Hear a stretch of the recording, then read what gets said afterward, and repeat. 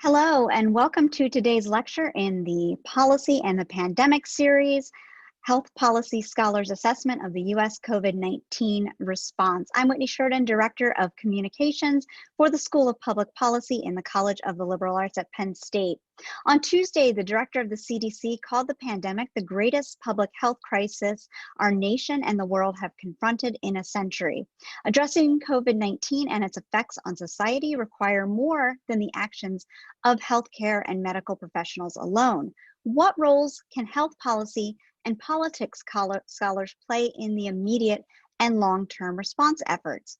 Before I introduce our speaker today, I want to encourage your participation and invite you to type your questions in the Q&A box at any time throughout the discussion. I also want to remind you that your registration for this webinar includes attendance for all of the events in our Policy and the Pandemic series. We hope you'll join us next week when we'll be discussing fiscal policy responses to COVID-19. And now I'm delighted to introduce Simon Haeder. Simon is an assistant professor of public policy with Penn State School of Public Policy.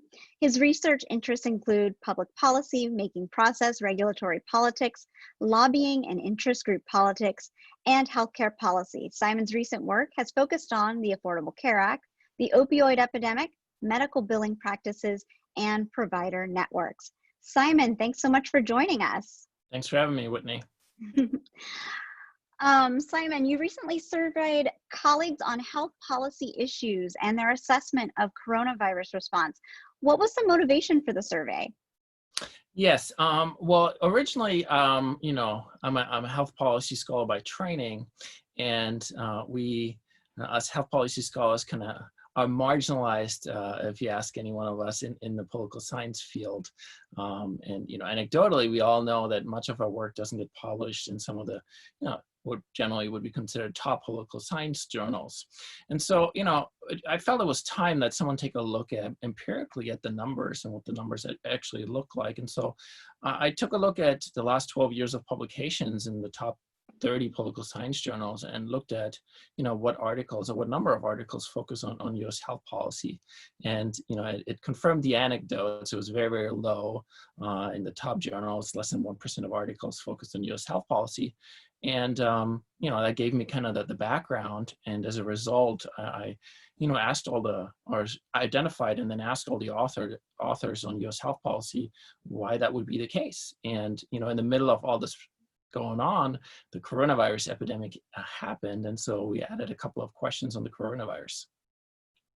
So how can our health policy scholars have more influence?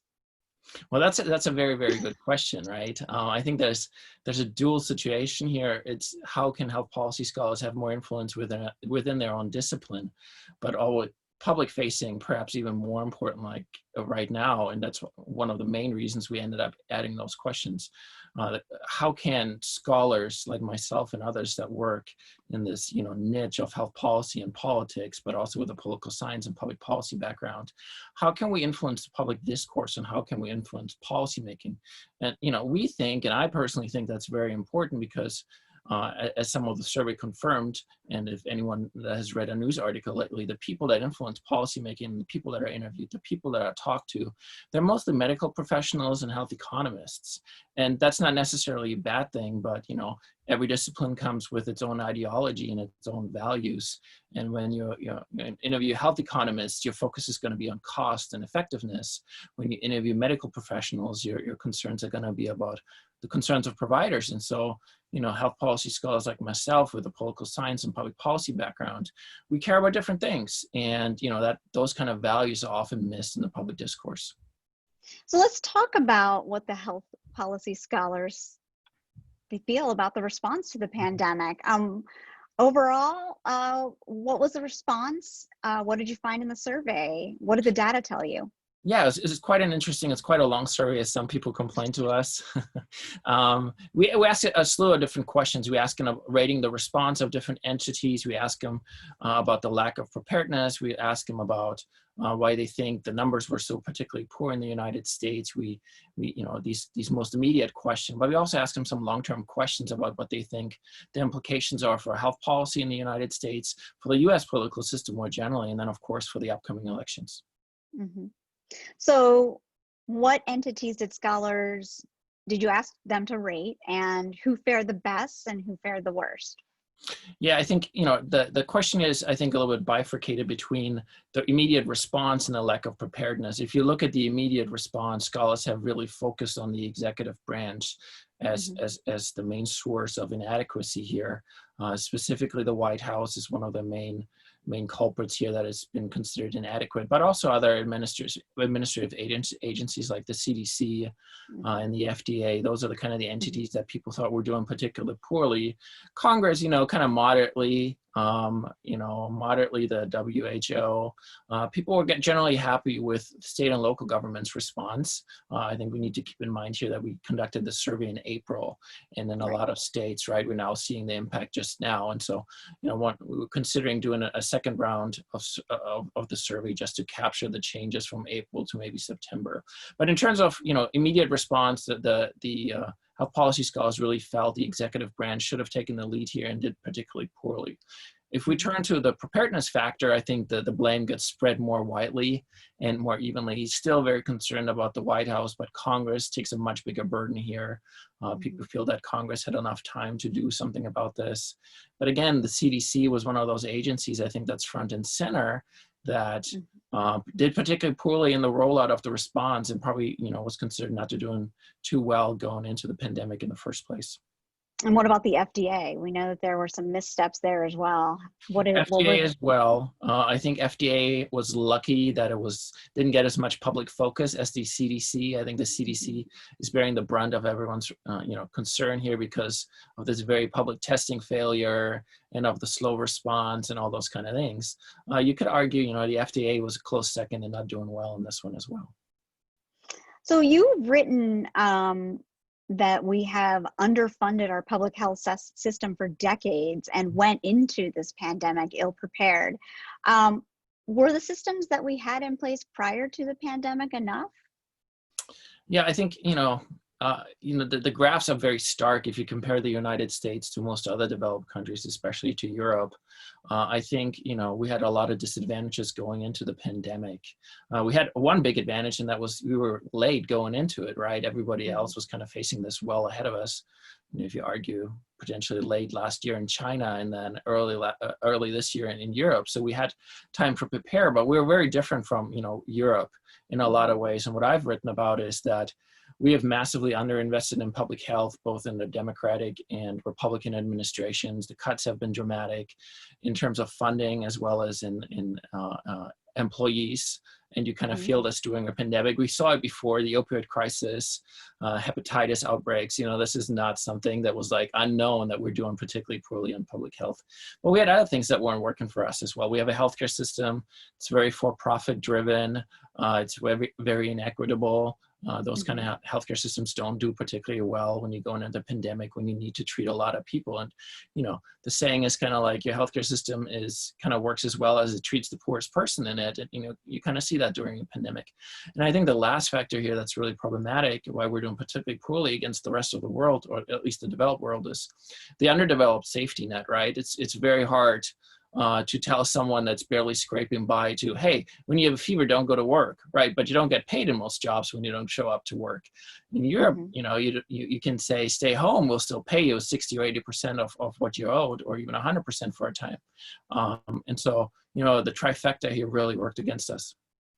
As a health policy scholar, what are some of the policies you would suggest we need to work on changing so we don't go into this as ill prepared in the future? I mean, we're probably likely to have to deal with a second wave of infection.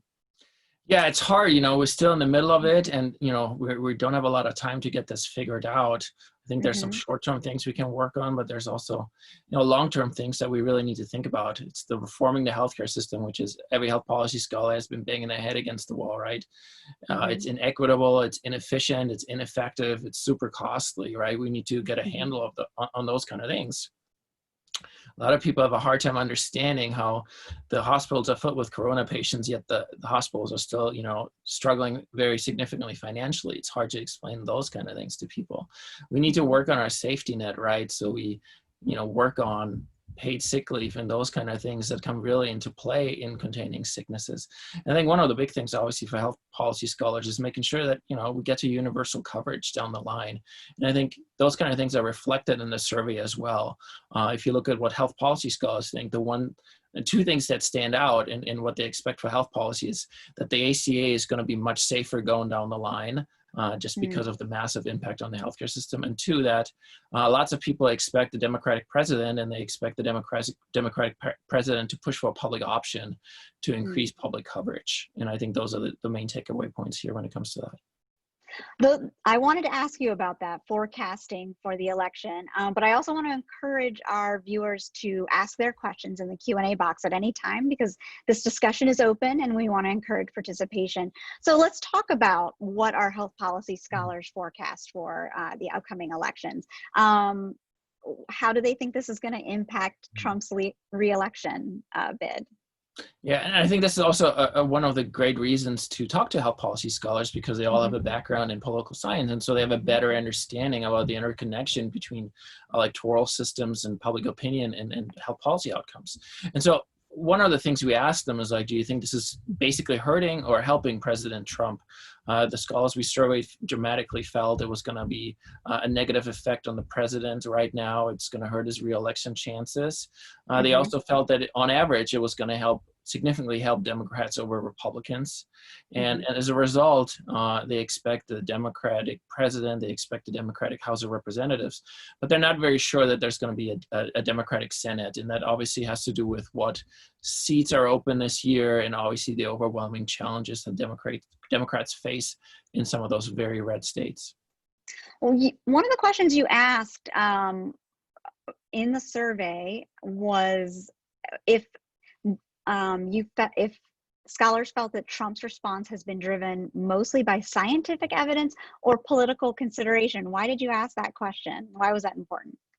Yeah, I think, we're talking about values and ideologies of the discipline. And I think our discipline is one where we really value expertise, and we think expertise should be more influential in the policymaking process. And, a pandemic is right where that plays into it, right? Populism is not going to get you very good responses, more likely than not, in addressing a pandemic. Expertise is kind of where you should turn to. Scholars overwhelmingly thought that the response by the president was driven by political consideration first and foremost. Again, that's one of those things would be interesting to see down the line, for 2 or 3 months down the line, whether that assessment has kind of changed from the early assessment. I expect not. Potentially, it could have been even more biased in that direction. Well, this goes back to the influence part in the beginning and the impetus for the survey. How do our scholars work to help make sure that we have more scientific evidence playing into our policymaking process?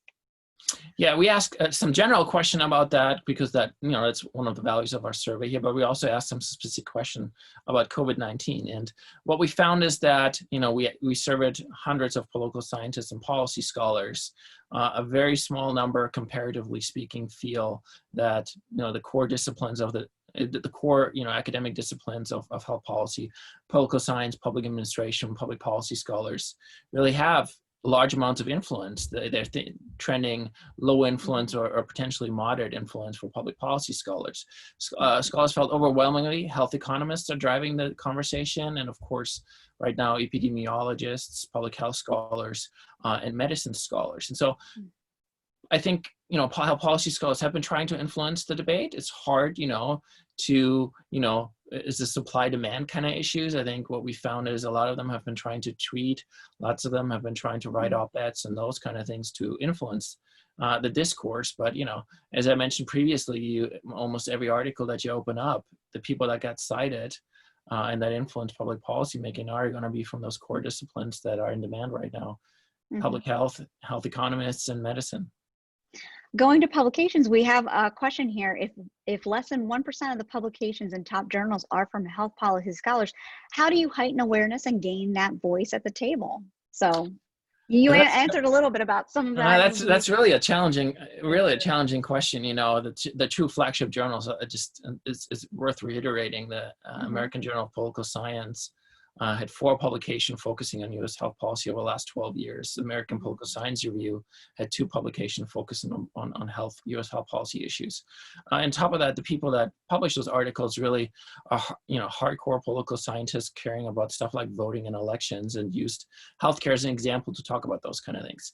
It's hard, these are structures that have grown over decades. The way you grow into editorships, the way you create disciplines. These are slow-moving processes.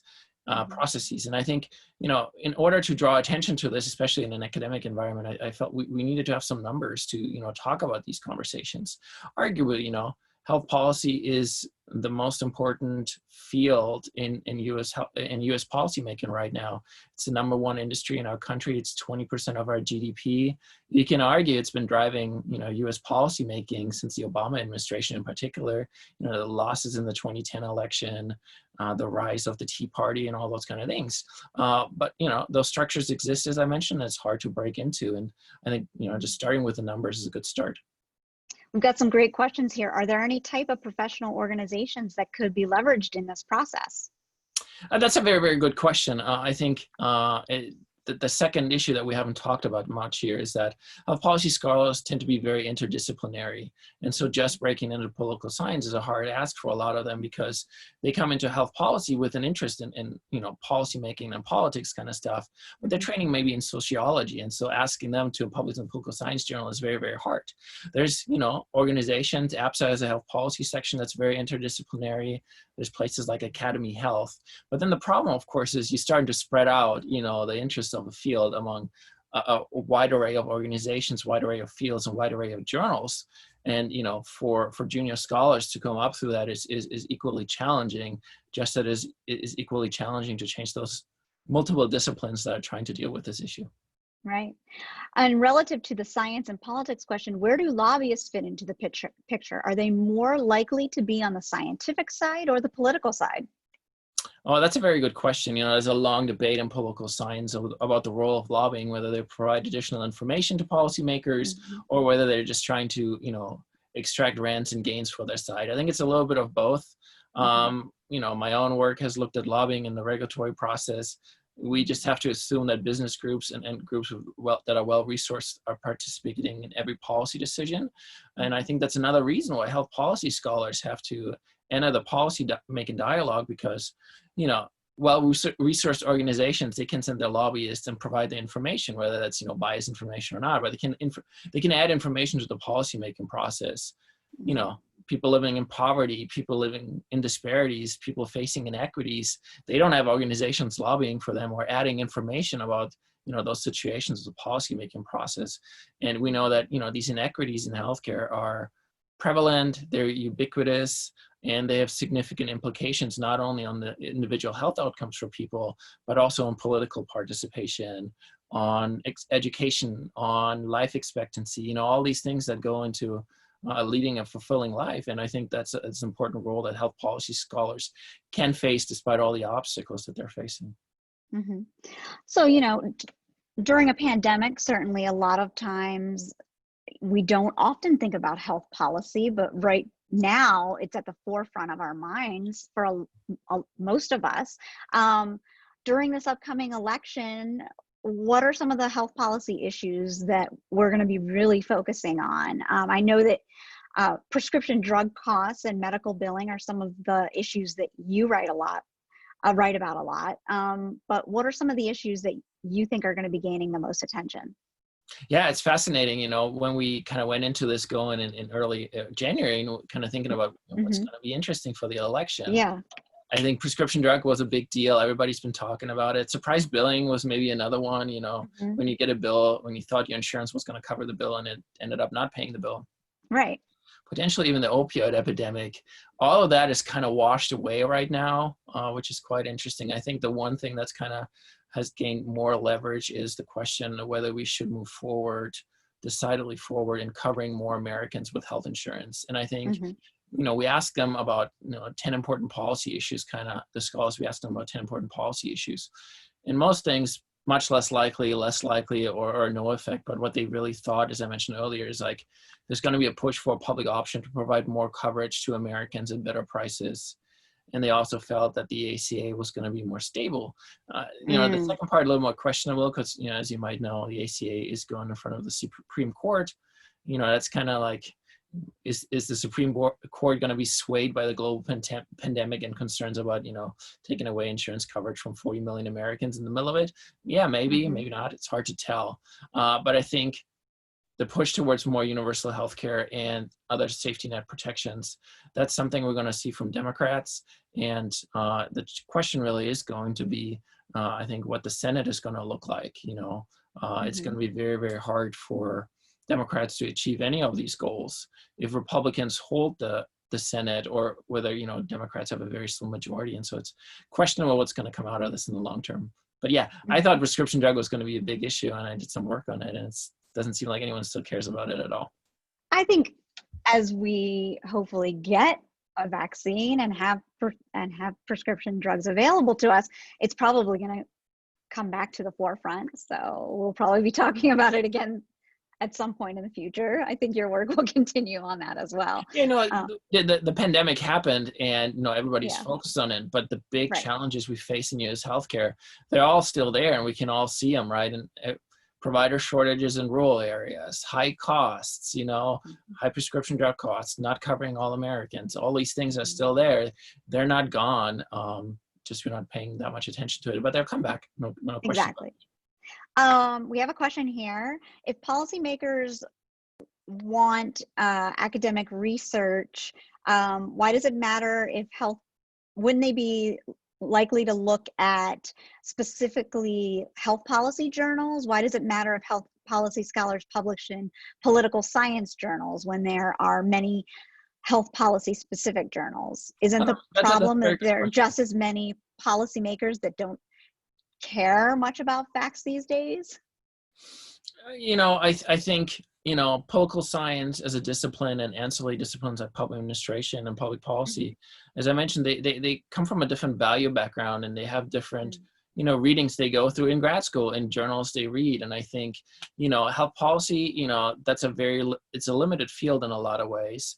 But if you open up to health policy and politics, other influences, better understanding the underlying systemic implication of the U.S. political system on health policy, if a health economist walks into that, they won't fully grasp that kind of stuff, and they won't care about it. Probably even worse for someone with a medical background. I think these voices have to be heard. I think we should do a better job attracting other scholars within political science in those disciplines to do this kind of important work. And I think, if you want great people doing great work, you need to show them a pathway to being able to publish in high quality outlets within your disciplines. It's very, very simple if you're a campaign and election scholar in political science, you have, 20 journals you can easily publish that are great or good quality. If you're going into the health policy field, right, it's going to be quite challenging to go into, AJPS or the American Political Science Review. And then, you drop down into one journal, and then there's not much that comes after that. That's not an easy pathway for junior scholars. I think if we want people to deal with these very, very important issues, we need to kind of think about how can we make this more amenable to, junior scholars, to minorities, to, people that are concerned about, going through the process and earning permanent careers in the field. Right. As we've talked about how we're still in the middle of this pandemic, where we can anticipate a second wave. How do scholars evaluate the capability of our health institutions in managing pandemics or mitigating the spread of disease in general? Yeah, I think it's pretty obvious how people feel about this. There's a large concern in some of the open-ended questions that we asked about complete lack of preparedness in public health and the need to invest in those kind of places. There's also big concern about the healthcare system based on large inequalities and inequities. I think we see that in the death numbers, right? Big disparities in, if your racial status or your ethnic status can predict significant death tolls, that's obviously problematic. I think, some things that came up was concern about long-term care facilities. I think, that's obviously where most of the fatalities are happening. Very concerned about that. There's not a lot of people focusing on those kind of issues academically. But those are the big issues: lack of preparedness, lack of scientific influence. So scholars are really concerned. And if you ask them, do you think, what's going to change going forward? I think there's some people, it's a bifurcated kind of thing. People thinking, nothing's going to change no matter what. The U.S. political system is so encrusted, nothing's going to really move it into a different direction. We're not going to change. The incentives aren't there and all those kind of things. And they may be right. Other people thinking, we're going to learn from this. There might be political realignment and all those kind of things. It's hard to predict. We're kind of early in this. I think we really have to see kind of what happens with the pandemic over the summer and early fall, and then really what happens in the next election in November. I'm reading through the survey, and we haven't seen the official results reported yet, which I'll ask you about later, when we will see those. But I really enjoyed how you gave the opportunity for your respondents to fill out their long answers and respond that way. These problems feel really big to the average person and non-scholars such as myself, non-academics. And they make us feel a little helpless at times. What advice do you have for us to make an impact beyond voting? That's a good question. I think, beyond those of us who are not policymakers, what can we do? If you look at things, you might feel that there's lots of stasis and very, very movement forward, a very low movement forward. I think, you have to sometimes take a step back and look at the changes that have occurred over the last decade, last 20, last 30 years. This is by no means fast, but it's unlikely to be fast. It's, as I said, 20% of our economy. Lots of people have a financial stake in this, and people are very adamant about defending, their turf. And lots of people are not negatively impacted necessarily, or they don't realize they're negatively impacted by the challenges the healthcare system faces. Most of us are not really, really sick, so we don't have to go into situations where we're facing surprise billing and all those kind of things. Lots of us get insurance coverage through their employers, so we don't really feel the premiums necessarily. I think one of the takeaways is we should, take a little bit of a long-term view, right? We've come a long way. It's sure slower than other countries, and it's going to be slow going forward. But I think, there's, sometimes things work out, and sometimes lots of small things are happening all the time, expanding rights and benefits through regulations. So they're happening all the time. The big changes, not quite as often, but we expanded children's health coverage in the 90s. We had the ACA, just 10 years ago. Those kind of things are happening. So I don't despair, I think, is the first part. On the other hand is, for everybody that's maybe not involved in this kind of thing, it is, paying attention to these kind of things, talking to representatives that these issues concern you, talk to your employer that these issues concern you, and pay attention to what's going on. Talk to your families about this kind of stuff. I think there's lots of misinformation out there. Being the person that's informed and then spreading those data and that information within your circle of friends and family might not always be the best thing to do on Thanksgiving, but those are the small steps I think that are valuable in this kind of situation. Some of the questions that you asked had to do with state responses. So I know you're still looking at some of the survey responses right now, but what broad patterns have you seen emerging? Yeah, I think, if you think about state responses as a general situation, people are very concerned, as I mentioned previously, about what the federal government has done, very disappointed, especially with the executive to a degree, with the legislative. Not as concerned with what state and local governments have done. I think one of the reasons may be that we asked them early. A lot of states weren't really hit. If you think about what's going on in April, it's mostly New York, Pennsylvania, California, New Jersey, and Washington, those kind of states where lots of things are going on. Iowa, not much going on. North Dakota, not much going on. Those kind of, there was not much to respond to except for preparedness. If we then ask them, though, specific questions about what states have done really, really poorly and which states do you think have really done badly, really well in this kind of stuff, we see that scholars felt that California and Washington doing pretty good given the circumstances, as well as New York.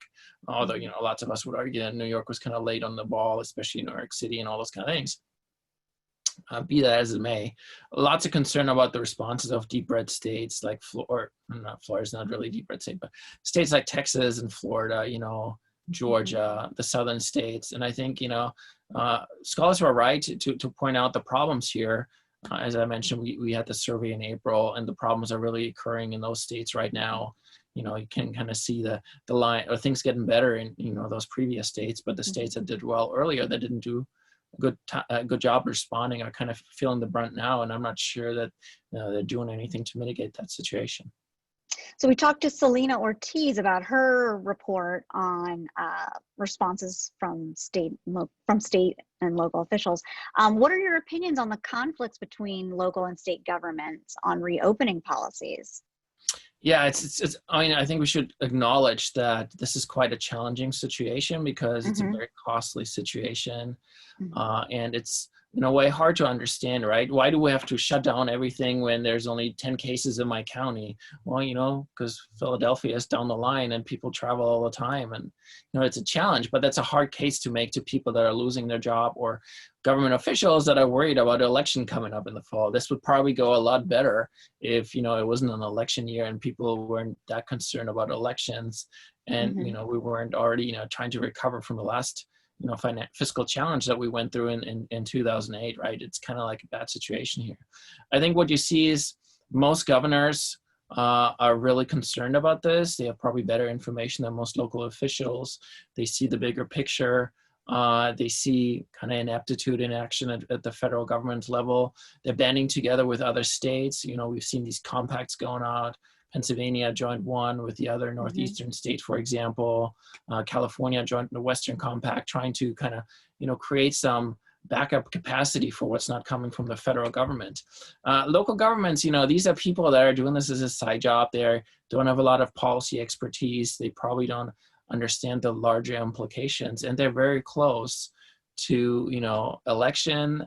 And in their cases, a couple dozen votes can make a big difference. And when you tell people they need to shut down schools, and when you tell people they need to shut down stores, liquor stores in particular, for example, that might be a problem for you down the line when you stand for re-election. And I think these electoral pressures against public health pressures are a big challenge. And, you know, I think the bigger issue on top of that is this long tradition now, last decade or so, attacking scientific evidence, attacking experts in part of the country, and really being distrustful of government, and the distrustful of the ability of government to be a force of good in society. And it kind of all comes together right now, and you know, we'll see how that kind of turns out in the long run for us. As you are going through your survey results, has anything surprised you so far? I know you're still looking at it, but no, that's a good question. I think one of the surprises that came out to me was when we asked people about what do you think the long-term implications of the epidemic are for the U.S. political system. They were quite disparate, you know, lots of diversity in the responses, and was an open-ended question because we didn't want to confine people to, you know, strict answers there. I think that was one of the interesting takeaways. If you ask them what are the top 3 health issues, you kind of get a set number of issues. If you ask them, you know, who responded poorly, who responded well, you kind of get, you know, nice sorting, if you will. If you ask them what are the long-term implications for the political system in the United States, I don't think anyone knows. I don't think you can blame health policy scholars, but it perhaps adds a bit pause to us trying to prognosticate what's going to be happening in November, or potentially even, you know, down the line.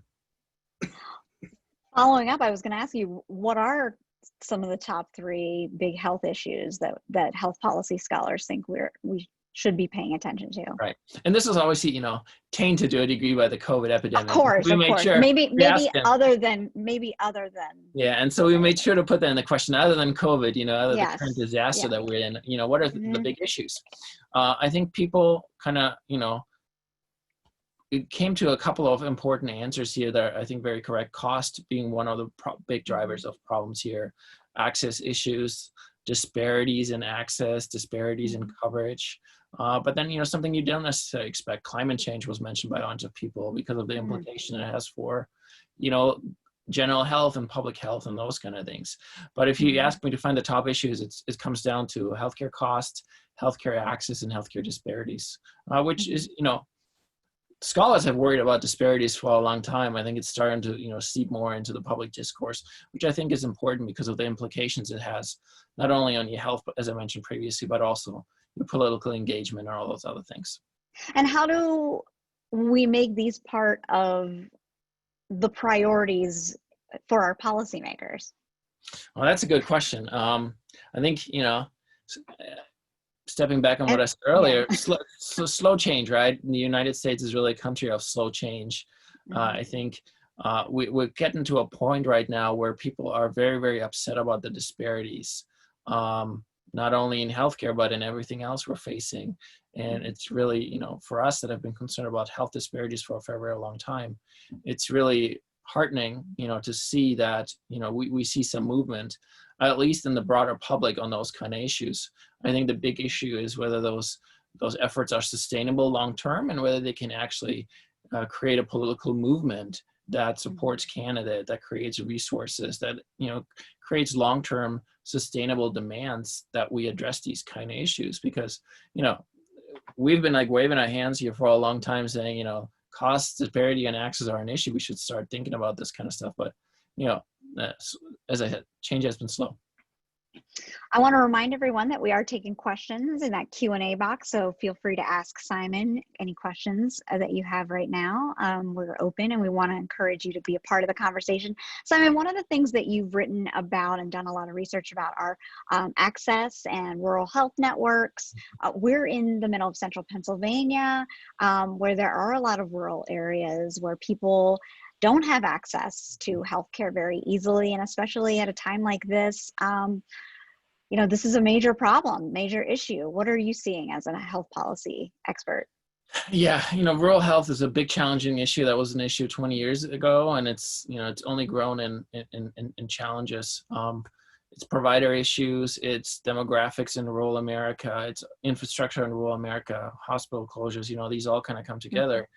I think concerns that I have, and some other people that think about these kind of issues in the survey had, is that it's going to get even more challenging, and it's going to speed up this process of rural healthcare challenges. State college a little bit different, big university, lots of people have good health insurance as an incentive to keep healthcare providers here. But the rest of rural America, in my own work on provider networks and providers, sometimes you have to drive 120 miles to see a dermatologist. That's really, really hard. Nursing homes are closing. Those are really, really difficult issues. COVID has put a lot of pressure on the healthcare system, which probably tells us the healthcare system wasn't doing so well in the first place, because we don't really see that in other countries to the same degree. It's going to only accelerate, movement out of rural areas. Providers, especially pediatricians and other primary care providers, are having a hard time, or dentists even, a hard time, getting through this pandemic without closing shop. And, if they close shop, what are they going to do?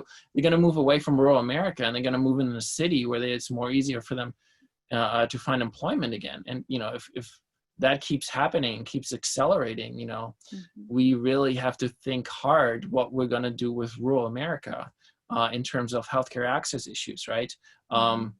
There's things we can't control. I mean, hospital closures, if the numbers aren't there and you can't get providers to come out there and you don't have enough people to take care of, we got to start thinking creatively and maybe move away from the established thinking on those kind of things, move more into telemedicine, although we've been saying that for 30 years and have not come up with a good solution to how we should be using telemedicine in an appropriate way. But I think COVID is going to accelerate rural healthcare access issues. The problem, of course, from a political science perspective, is that these are very similar people. Or rural America is also where Republicans, to a large degree, and in particular, President Trump has most of its support. These people in rural America are facing tremendous healthcare challenges, and there are not a lot of solutions to those healthcare challenges coming from the people that represent rural America, and that's obviously concerning, right? We should all be concerned that our fellow citizens are struggling to access care, have pre-existing conditions, struggling with obesity, struggling with other social determinants of health, and we're not really, moving forward on those issues.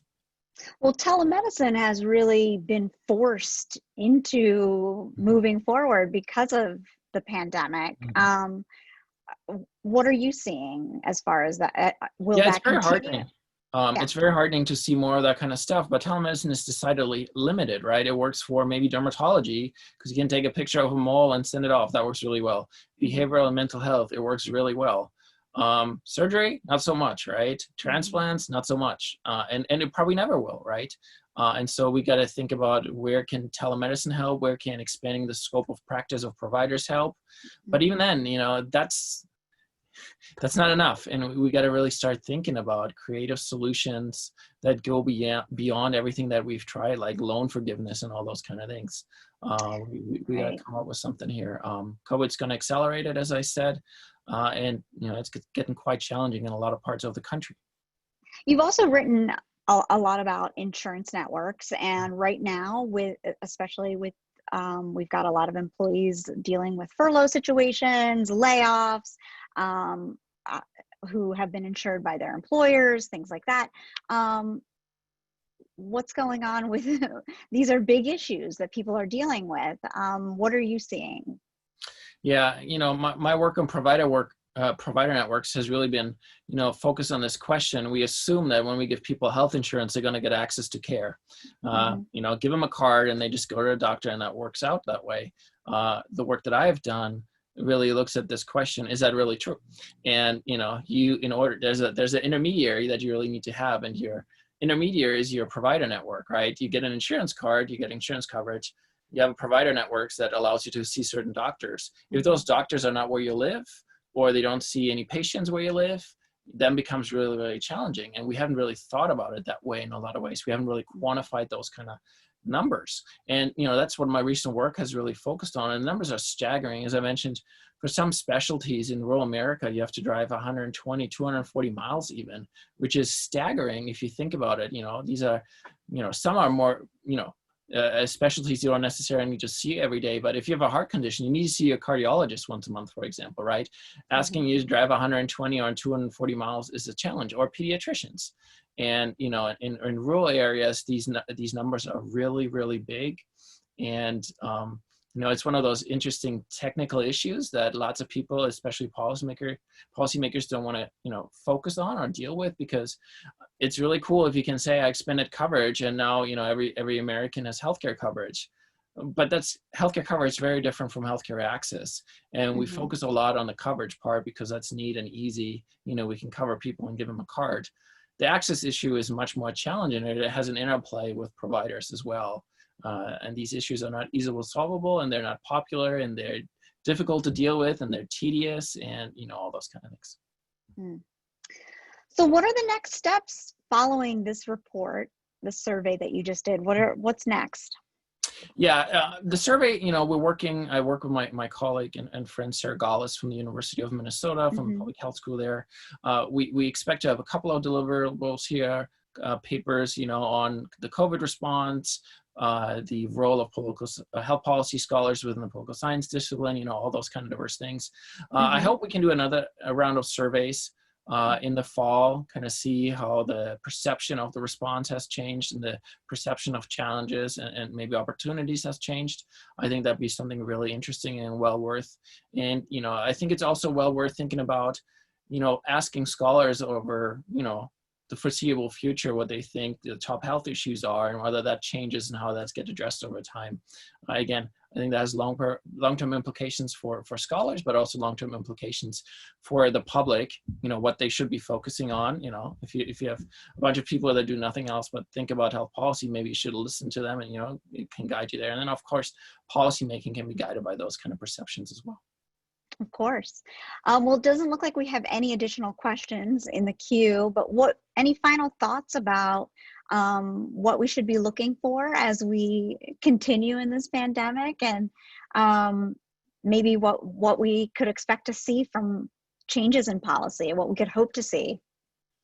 Yeah, that's a really good question. I think, the challenges and the shortfalls of the U.S. healthcare system were there for everyone to see. If you just look before this happened, it's been not only the healthcare system, the social safety net, if you will.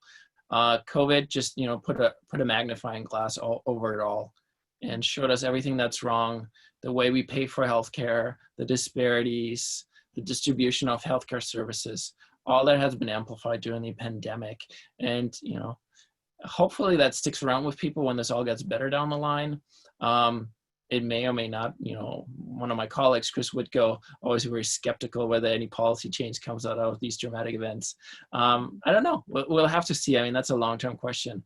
The incentive structure in the US political system, not very good for these kind of changes, right? You will not gain re-election by saying, hey, I made sure we stockpile PPE.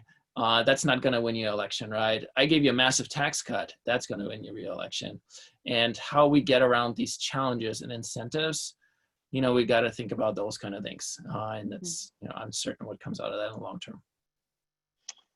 Well, thank you for everyone for your great questions. And thanks to Simon Haeder for being with us to discuss his recent research on how health policy experts evaluate the U.S. response to COVID-19. We hope you'll join us this time next week when Tima Moldaviev will be here to talk about fiscal policy response to COVID-19. You can watch past policy and the pandemic events and other series from the School of Public Policy at publicpolicy.psu.edu. I'm Whitney Sheridan for all of us with the School of Public Policy. Thanks so much for watching. Have a great day.